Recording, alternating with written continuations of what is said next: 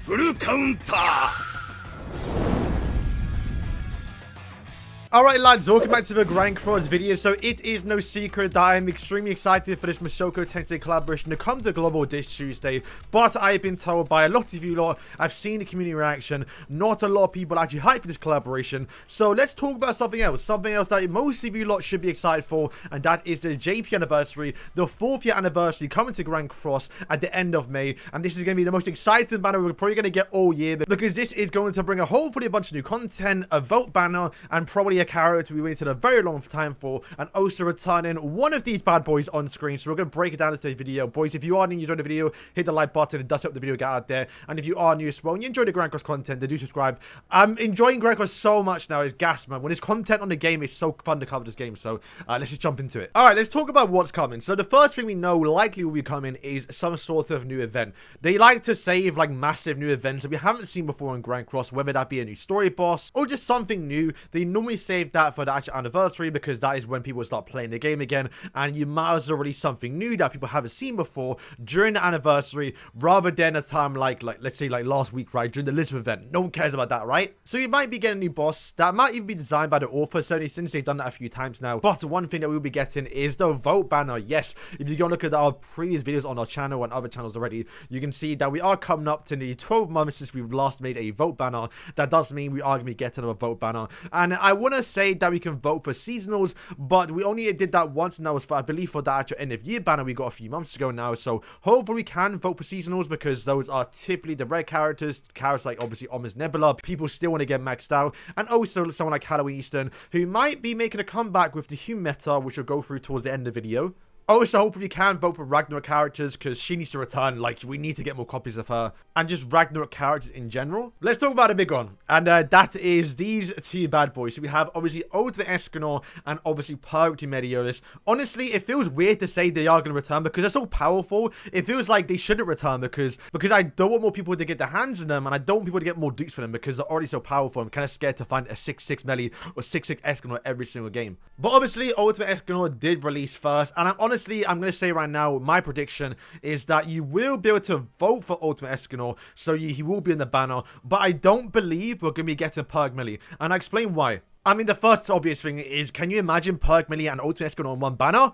Like, that would be too much value. They can't do that, bro. That's Netmarble at that point is practically giving away copies, bro. You can't be putting these two on the same banner, so I don't see it happening. Now, obviously, if you've been following the channel, you lot know that I have been saying there is a certain human that most likely will be coming for the anniversary, which I'll break down in a second. You lot probably already know who it is. Probably the thumbnail title. It's Bon. You lot know at this point. But the big thing with the Mayo banner, the last festival, was obviously the fact they had almost every single goddess on it. When you summon that banner, you had the chance to get every goddess, so you're obviously able to max out a team. And I feel like they have to do that with Escanor here. If it is obviously Barn or New Human, then Escanor being the banner is almost guaranteed. Like I said, I don't really see we're going to be able to get Purgatory Melee. It might be too much value. On screen now is the prediction festival list that I made at the start of the year. So obviously this is way like what, 4 months ago now, 5 months ago. So obviously things have kind of changed here. Obviously I was right about my yell. Obviously not the color. The color I was definitely wrong with. But I do believe that obviously Barn will be the actual anniversary character. I'll explain why in a second. Will he be a light type? Honestly, no, I don't think so. Mainly because we just saw obviously Miel be a light type,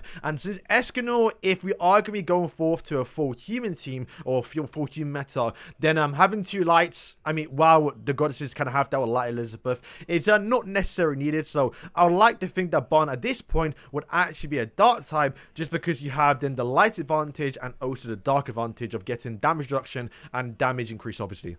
I'm not going to explain the list, but I do think July will be a holy war. Most likely one of two of the Demon Kings, so either Demon King Zeldas or Demon King Meliodas. And at that point, they'll likely probably return Purg Melee, which would be the best time to do it, because once again, demons, humans now, goddesses Mael. It makes so much sense to get Ultimate Escanor now on this banner and a Purg Melee in July. Another thing I want to add, and that is Rudius. So Rudius is obviously the newest character that came to Grand Cross. He is kind of there for the future of humans, and I've made so many videos now talking about how this guy's going to be so meta in the future. So you can watch my previous video and my other video coming out, I believe, on Monday about it. But this guy with Infect, you're going to want to have him for the human teams, and I can see, obviously, like I said, Barn coming out in the future to buff him up. It's possible Barn could be some sort of Sin buffer, which will be the same thing of him buffing up Escanor, which is kind of what we wanted to do, basically. I want to throw this in now because it does happen, and I kind of want to be the one to call it here. But Eris buffs up human red characters. So this is giving me like vibes that we're going to be getting a new mono red coming very soon with humans. And, you know, Sega Treasure Bond could be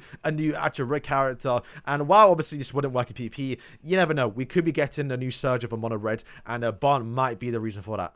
Alright, let's talk about the anniversary characters. And once again, I could be wrong here, but we're going to patterns that we've seen in the past, and that's the best way to predict characters. But Netmarble has obviously thrown us some curveballs, like Ultimate Escanor, like Purgatory Bond 2 years ago, and obviously like other characters in the past. But typically, we can predict when characters are coming, and there's 2 reasons why behind it. So, one, obviously, the big ones, Ultimate Escanor, Purgatory, those are characters that released way before they showed up in story mode. However, when a character doesn't release way before they show up in story mode, then it's very likely we're going to get them when they show up in story mode. Purg Melee and Lolly Merlin, many other characters typically show up in story mode, and we get them as festivals either on the chapter or chapter 2 or 1 before, right? Margaret showed up, we got her.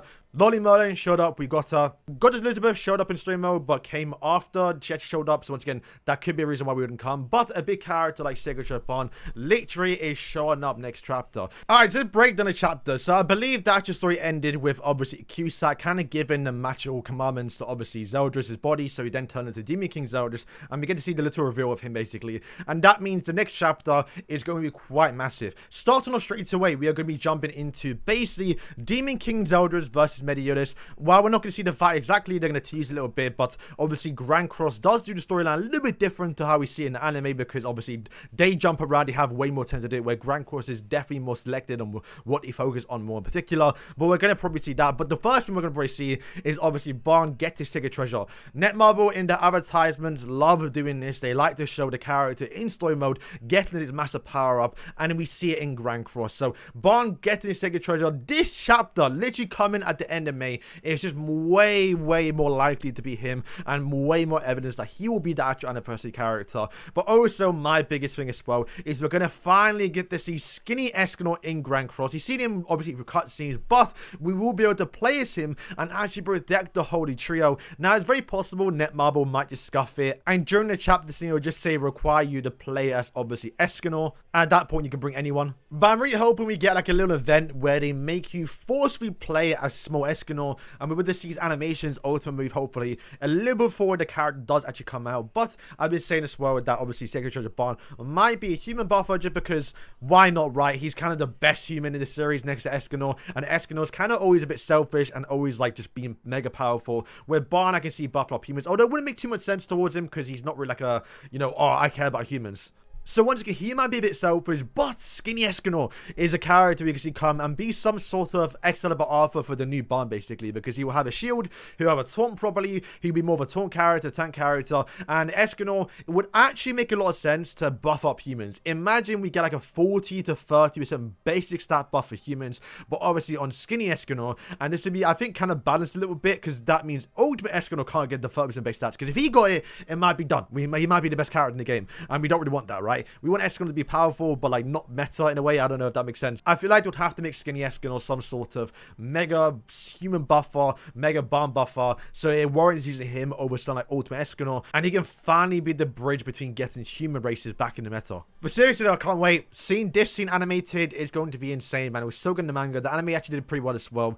I can't wait for it. And then finally, to bring it up, we may get the Fever Banner. You never know. I think it's been 2 years. You remember the Fever Banner? Basically, you were rewarded for summoning on the Anniversary Banner with 3 summons that allowed you to get seasonal characters. I remember getting Devrier with this banner. It was a godly banner, man. I mean, 3 summons, you can't complain, right? Plus, you had like a pity when you got so much free stuff. It was so nice to summon the banner. It was a good time for the actual global anniversary, or the anniversary 2 years ago. And I hope they return it. If not, I hope they also return the actual step up, or what's it, the Wish event for the actual SSR tickets.